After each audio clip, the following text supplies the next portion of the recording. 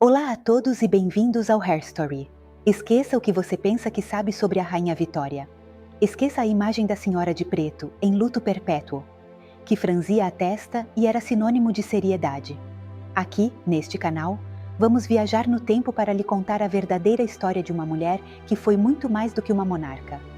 Uma heroína da vida real, com um drama, um romance e uma vontade de aço que farão você ver a sua época com olhos completamente novos. Esta é a vida épica da Rainha Vitória.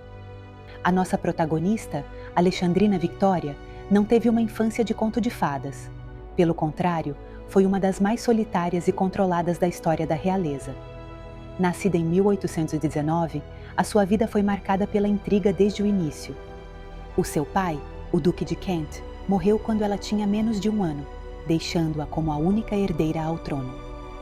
A sua mãe, a duquesa, caiu sob a influência do ambicioso Sir John Conroy e juntos criaram o infame Sistema Kensington, um regime desenhado para manter Victoria completamente isolada e dependente. Imagine um dia na vida da pequena Victoria. Ela não podia falar com ninguém sem a presença da mãe e de Conroy. Os seus brinquedos, os seus livros, as suas lições, tudo era minuciosamente examinado.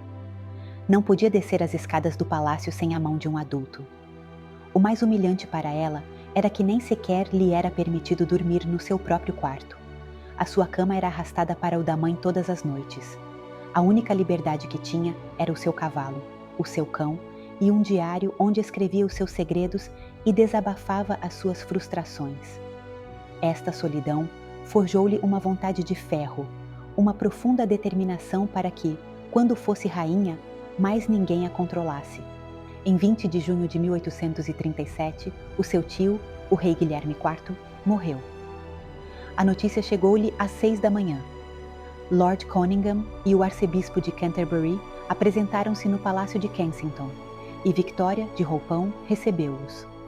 A notícia foi tão abrupta que, por um momento, ela ficou em silêncio.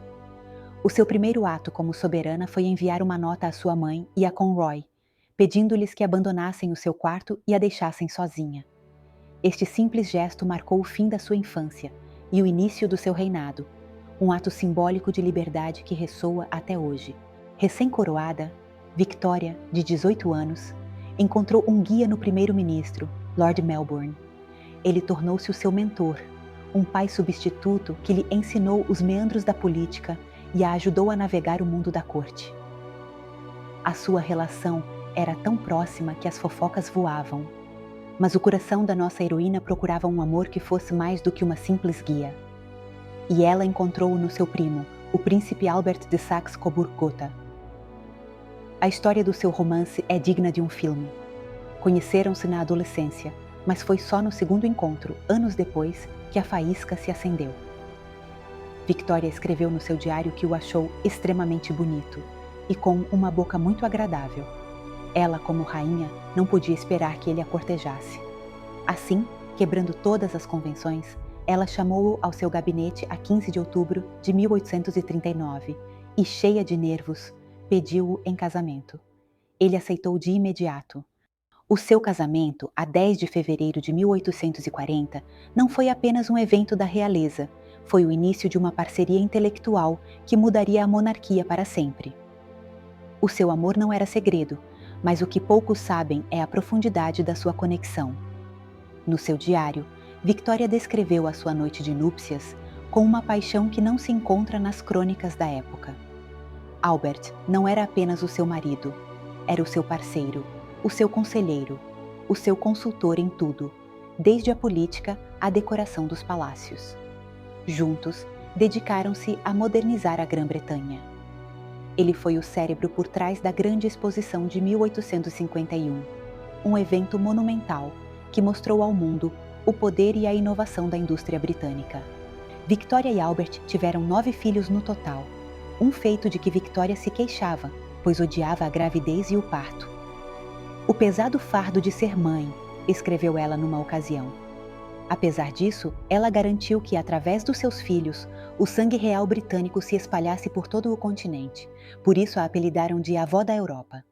Os seus filhos, Victoria, Vicky, a sua primogênita e favorita, que considerava a mais inteligente. Casou-se com o imperador da Alemanha, Frederico III. A sua correspondência mostra uma relação de confiança e amor, mas também a preocupação de Victoria pela vida da filha numa corte que a via como uma estrangeira. Edward VII, Bertie, o seu primogênito e herdeiro. Victoria considerava-o um inútil e uma decepção constante. A sua relação foi tensa e marcada pelo desdém da mãe pelo seu estilo de vida frívolo. Alice. Casou-se com Luís IV, Grão-Duque de Hesse. Foi uma das filhas mais próximas de Victoria, partilhando a sua sensibilidade. A sua morte trágica por difteria, no mesmo dia do aniversário da morte do seu pai, 17 anos depois, devastou Victoria. Alfred, Helena, Louise, Arthur, Leopold e Beatrice, o resto dos seus filhos. Todos se casaram com membros de casas reais, cumprindo o plano de Victoria de tecer uma rede de alianças que manteve a Grã-Bretanha influente em toda a Europa. A princesa Beatrice, a mais nova, tornou-se a companheira mais próxima da mãe, dedicando-se ao seu cuidado até a sua morte. A vida de Victoria parou abruptamente a 14 de dezembro de 1861, com a morte do seu amado Albert, pelo que se crê ter sido febre tifoide. A dor mergulhou-a numa depressão tão profunda que ela se retirou da vista do público por mais de uma década. Vestiu-se de preto, uma decisão que manteve pelos 40 anos restantes da sua vida. As pessoas começaram a chamá-la de Viúva de Windsor, e muitos questionavam o seu valor como monarca. Mas, no meio da sua dor, Victoria encontrou dois inesperados confidentes que causaram um grande escândalo na sua corte. O primeiro foi o seu serviçal escocês, John Brown, cuja lealdade e proximidade à rainha levantaram todo tipo de rumores, incluindo um casamento secreto. A corte horrorizou-se com a sua familiaridade. Depois, com a morte de Brown, Victoria encontrou consolo numa amizade ainda mais polêmica. Abdul Karim, um jovem indiano, chegou à sua corte em 1887 para servir durante o seu jubileu de ouro. Victoria ficou fascinada com ele e nomeou-o seu munshi, ou professor. Ele ensinou-lhe Hindi e Urdu, contou-lhe histórias da Índia e tornou-se o seu confidente mais próximo. A corte, racista e elitista, não podia suportar a influência de um serviçal indiano na rainha.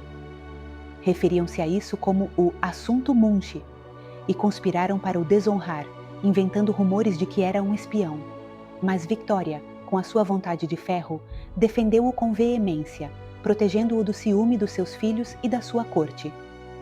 A sua amizade durou até a morte da rainha, e apesar de o seu filho, o rei Eduardo VII, ter tentado apagar a sua existência, queimando as suas cartas, a sua história perdurou. No trecho final da sua vida, Victoria ressurgiu publicamente com uma força incrível. Os seus jubileus de ouro e diamante foram celebrações massivas que mostraram ao mundo a força e estabilidade do império. Em 1876, foi proclamada Imperatriz da Índia, um título que para muitos selou o seu estatuto como uma das monarcas mais poderosas da história. Victoria não era apenas uma figura do seu tempo, mas uma avançada. Foi uma das primeiras monarcas a usar o comboio, uma entusiasta da fotografia e uma apaixonada por ópera. Era uma mulher com uma personalidade complexa, séria e tradicional, mas também emocional, apaixonada e ferozmente leal aos seus entes queridos. Ela demonstrou-nos que uma mulher pode ser mãe, esposa, monarca e uma força da natureza, tudo ao mesmo tempo. E aqui conto-lhe um último detalhe que resume tudo. Ao longo da sua vida, Victoria manteve um diário que somava mais de 122 volumes. Era o registro mais íntimo dos seus pensamentos, dos seus amores e das suas dores. Ao morrer, deixou a sua filha mais nova, a princesa Beatrice, a tarefa monumental de o editar. Beatrice fê-lo, mas não sem antes censurar e eliminar passagens que considerava demasiado pessoais, incluindo quase todas as referências a Abdul Karim e outros segredos da família. Assim, Victoria, mesmo depois de morta, continuava a manter o controle sobre a sua própria história. Agora, aqui está a parte que nos faz levantar uma sobrancelha. Apesar de ser a monarca mais poderosa do seu tempo, uma mulher que demonstrou a sua capacidade para governar um vasto império, Victoria opunha-se firmemente ao sufrágio feminino. A ironia da história, não é? Nas suas cartas privadas, ela qualificava a luta das sufragistas de louca e perversa, e acreditava que as mulheres eram demasiado fracas para se envolverem na política. Para ela, o lugar de uma mulher era o lar e o seu papel, o de esposa e mãe. Apesar de ser uma mulher no auge do poder, a sua visão para as outras mulheres era profundamente conservadora. E para adicionar uma última reviravolta inesperada, aqui está um detalhe que o fará refletir. Apesar da sua devoção à coroa, Victoria por vezes mostrava-se profundamente crítica da realeza. Em privado, lamentava a influência da família real alemã, que ela considerava frívola e superficial. Chegou mesmo a defender em algumas das suas cartas a ideia de um governo republicano, dizendo que a monarquia era um erro dispendioso. Imagine a rainha mais icônica da história, aquela que deu nome a toda uma era, debatendo-se em privado sobre se a sua própria instituição fazia sentido. Mais uma prova de que a mente de Victoria era tão complexa e contraditória quanto o império que governava. E agora, depois deste mergulho profundo, quero que me conte. Diga-me nos comentários. O que lhe parece mais impactante na vida da Rainha Victoria? A sua infância solitária, o seu romance com Albert, ou as suas amizades pouco convencionais? E para a nossa próxima viagem pela história, diga-me nos comentários.